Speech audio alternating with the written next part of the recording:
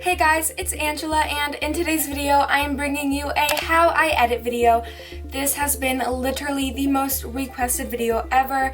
You guys have been asking for it so much. I even put a poll on my community tab and practically all of you wanted a how I edit video, so that is what I'm bringing you guys today. I'm going to go through a bunch of stuff. So in this video, I'm going to go through what editor I use, how I do rough cuts of my videos, how I add text, how I add effects, how I do the zooming in thing and the keyframing, and how I do transitions and color grading. I might add a few more things in there, but that's just the kind of overall list I made. So right here I have my laptop. I use a MacBook, and the editor I use is Final Cut Pro. That is on a MacBook. It's pretty pricey. Here's the thing, there is a student bundle with 4 other apps, including Final Cut, that is like $199. So if you're a student, you can do that. I should have done that. I don't know why, but I didn't know it was there then, and I bought the Final Cut Pro alone for $299. So obviously you can tell which is the better deal there. So I recommend doing the student bundle so you get more and for a smaller price. So next I'm going to be going through how I use a rough cut. I have my laptop here. I'm going to be looking down because I have it right in front of me. So I'm going to screen record. So for this how I edit video, I'm just going to be using clips from a former video. So first I wait for the files to import into my Final Cut Pro. Keep in mind, I'm not like a pro editor. I literally am just showing you how I edit. So first I'm going to show you how I kind of make a rough cut of my video. Basically what that is I kind of go through the whole video first, just by editing parts I don't want in there, and then going back at the end once the whole video is edited and making cool effects. So that it's kind of like more organized. But first I'm going to click this where the arrow pointer thing is, and I usually click that and go to blade. You could also just press B as the shortcut. So then I'm going to hit play. And then I'm going to fast forward to where the video begins. So I'm going to cut it there, and then I'm going to hit the A letter on my keyboard, or you could just go back to here, and I'm going to click this, select this right here, and hit the delete button on my keyboard, and that will delete it. So that's basically what I do for the whole video. I kind of just do that with all the clips. I just take out what I don't want and, you know, insert what I want. And also another way to kind of get rid of clips or shorten them is press on that on the end and drag it. That will work too. So, oh my goodness. So that's how I do a rough cut. Next, I'm gonna show you how to add text. Why am I rhyming so much? Anyways, I have a special shortcut I want to show you guys because this has helped editing get so much quicker for me. Well, the only way I know how to do it is with Final Cut, so you know, if you have it, yay, you're in luck. So basically what I do is I go up here where the T is and I click that, and then I hit titles, and here is all the text. So the shortcut I have to do this is I just click Y, but basically you go up into this right here and hit Final Cut Pro, and then hit commands and then customize. And then it brings this up. So basically what you do here is you can select different commands and add it to a keyboard letter thing. So right here you can select the letter of the keyboard that you want to click in order for the command to do. That made no sense, but hopefully it did to you. I'm so sorry. So basically I clicked Y because that's the keyboard letter I want to use. And then as you can see right here, I have the connect default title, so that adds the title. There's a whole bunch of things in here that was once in there, but I dragged it over here. So basically to do that, you just hit the thing and then drag it over into that. Yeah, and if you don't want it, you can just drag it back and it'll poof, go away. So I really love that feature. It makes editing so much more quick for me. Okay, so I'm going to click the keyboard letter Y now because that's what I made to add the text, and then I'm going to click the basic title thing, and I'm going to go up here. For some reason it's on this thing, so I'm going to click the line thing. I'm so professional with my wording. Anyways, then I'm going to make any text I want, like hola, because, you know, I take Spanish and now it's in my head.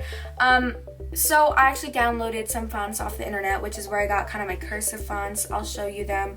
So I downloaded some fall fonts, for example, Autumn November. That's the one font I use. So I'm just going to use this one, for example. And that's that. I usually keep it white, but if I want an outline, I will do that. I will honestly show you in Arial because I feel like that's the most simple. So I'm going to use that, and then I'm going to select this box right here that says outline, and I'm going to hit the check mark there, and I'm going to hit show. Then I'm going to click the color because I want the outline definitely black because I feel like it blends better with white. So I'm going to do that, and then I'm going to click the width and I'm going to drag this up. I usually do about 5 to 7. This time I'm going to do 7. Also, a fun little thing to do is make it italic or bold italic. I usually like to do this with Helvetica New. I'm gonna scroll down to that right now. Okay, so right here is Helvetica New. I will show you how I did this. So I went and scrolled down, and the face is just the color of the text. As you can see, it's white. And then the outline, like I just showed you, is 2. This one it's 2 because I didn't want the outline too much. And then at the very bottom, there's a drop shadow option. So I selected the check mark right there, and you hit show. And then down here is where the magic happens. What you do is you hit, well, first you select your color, and I'm going to do black for this case, and then you're going to hit distance. This will affect where that is. I usually do about 8, I would say, and then that's kind of all I do. So it kind of adds that effect, so I really like that, as you will see on the screen. You know, it just did that. So I really like that, and yeah, that's how I do it. I have some text save. All you can do to save a text is hit save format attributes or save appearance attributes. I usually click save all format and appearance attributes. So that is how I do my text and videos. If you want the typewriter one, you can just come search in here, typewriter, and then that will be there. And also, moving on to the next thing, it is sound effects. Sound effects are key to making your video interesting. I love using them. Final Cut Pro actually has them built in with it, which I love. This has helped me so much. So I'm going to type in typewriter, like that. And then what you do is tap it and drag it down into this place. I have the typewriter, and I will show you the finished product of the typewriter. Also, my MacBook's making this weird noise, so I'm sorry about that. Anyways, that's how you add text. Next, we're going to be going through cool effects. So there are built-in effects and transitions on Final Cut. This right here where my mouse is the effects, and right here is the transitions. First, we're going to go through some effects. So there's a bunch of effects in Final Cut, but I'm just going to show you some of my favorites. I just kind of split this area off so I could kind of show you guys. So the ones I use the most, I would say, are camcorder. Yeah, for this you go to stylize. There's a bunch of like things on the side, but I go to stylize, and then right here when you scroll down a bit, there's camcorder. I just click that and drag it into where my video is, and then when you watch it, it's kind of glitching, but you kind of get the point. Do that. And another one I like to use sometimes is photo recall. Sorry, I literally can't pronounce it. But it just kind of does this, kind of making a little blurry background and then a smaller border, if that makes sense. Another one I like to use is, there's kind of a bunch. I usually use blur a lot. I'm gonna say this wrong. Gaussian. These words are all so complicated, I never learned this. Anyways, that blur, and I drag it in, and it's kind of just like an overall blur. I usually add text over it to make like little effects. Anyways, that's kind of the main effects I use. I don't use much. As you can see, there is color grading here, and I will show you how to do that at the end of this video. So then these transitions are pretty cool. Either use the cross dissolve, which looks like this. Yeah, okay. Another one I like to use is, let's scroll down, is mosaic. This is probably my favorite transition. I just love the checkerboard. Don't mind the audio, it's totally random. And the final one is the slide. So here it is, and I'm gonna drag that in, and then are the transitions I like best. So the next thing I'm going to be teaching you guys is probably my favorite. It is zooming in, zooming out, and keyframes. So you're probably wondering, what are keyframes? I will show you in a second, don't worry, but first I'm going to show you how to zoom in and out. I have a few ways I like to do this. So originally I would always obviously make a little area I want to be zoomed in. I would tap it, and I would go right here, click the arrow, and hit crop. This, let me just say, is a way to do it, but it's not the quickest way. I would go to crop and crop it to make it smaller. As you can see, it's small. Don't mind my face there. Oh. As you can see, it zooms in. Then another way to do it that is much faster in my opinion is to tap the clip, go over here, and as you can see there's transform, then you hit scale all, go over, and to this thing, when you run your mouse over it, you can click it, it'll turn all purple, and you can drag it up or down to make it smaller or bigger. You can make it like super small or a little zoomed in. I usually like to make it a little bit more zoomed in, so then as you can see when I play this all together, it zoomed in. I usually do more tiny zoom ins, so that is kind of how you zoom in, and it may seem complicated, but trust me, it's really not. I might be explaining it too complicatedly, but you know, hopefully you get the idea. Then keyframing's a bit more complicated. So for example, I do this where I have my text fade in and out and like the blur fade in and out. So I'm going to insert a blur for this because I find that easiest to explain. Anyways, I inserted the blur, so as you can see when you play the video, it goes straight into the blur with no like fade in or fade out. So I want to change that. I want to make it fade in and fade out. So this is one keyframe. Keyframing is amazing, so I'm just going to show you this and another way to keyframe. So what you do is drag your thingamajig, I'm so sorry, this thing, yellow and red thing, McDonald's colored thing, to that. It'll magically like stick to that, if that makes sense. Then you're going to click the clip. So I'm going to drag this thing amount to 0 so that it's 0, and then right here, if you drag your mouse over here, there's a little tiny plus sign, and when you put your mouse over it says add a keyframe, so you're going to click that and then it will be a minus sign. Keep that, and then you're going to drag this line thing to wherever you want. So once you put it there, you're going to drag this thing to however many blurs you want, and then next to the little minus sign there is a sideways arrow pointing to the left. You're going to click that, and then you will see it slowly goes into a blur. You can do the same thing for out here by making this all blurry, and then here by making it all blurry and adding the keyframes. So next, to do any keyframing with animations, doodles, pictures, text, etc., you're going to add what you want. For this case, I'm going to be using text, but it applies the same way for text or pictures.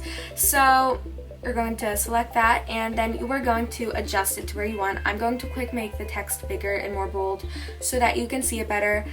But anyways, once you have your text, you're going to position it to where you want it to start off to be.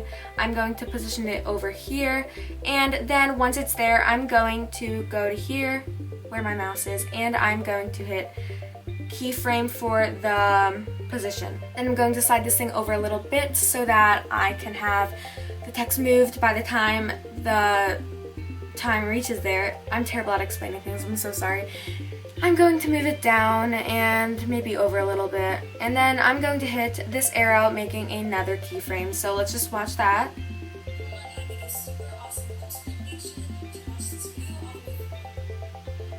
So as you can see, it moved, and then don't mind my cringy face, let's just move this back. But then I'm going to make it move again, so I'm going to select there, and we are going to make it go over my face.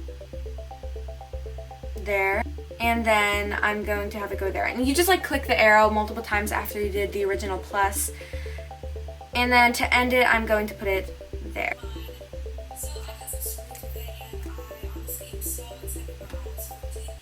So basically what keyframing is it makes whatever you want move around the screen or go in certain times, but that's basically how you do it. So hopefully that helped. I'm sorry if that was a bit confusing, but that's how you keyframe. The next and final thing is probably the most complicated. I won't be able to explain this good, and I'm going to warn you with that in advance. I will explain some YouTubers who explain this really well and deserve all the credit because I completely learned this from them. So basically, color grading is where you can make your video kind of have a filter, I like to call it. So I'll show you before color grading and after. I personally like the after. If you see the before color grading and then the after right next to each other, it will not make your eyes like love it, because it'll be like, that looks way too obvious, but trust me, it does not look obvious. So Daniel, I'll insert a screenshot, but he kind of has this link where you can download a adjustment of layer thingamajiggies. So I'm editing this and I realized I didn't really explain this next part too well, so I'm just going to kind of introduce a little bit into what's next. So first off, I do want to mention that you're going to start off by going into the Finder folder thingy on your MacBook, and then in there is a movies folder. You can search it up in the Finder and then a movies folder will pop up. Then you click that and then I explain the rest in the next clip. So once you download Daniel's color grading thing, I'm sorry, I literally don't know how to describe it.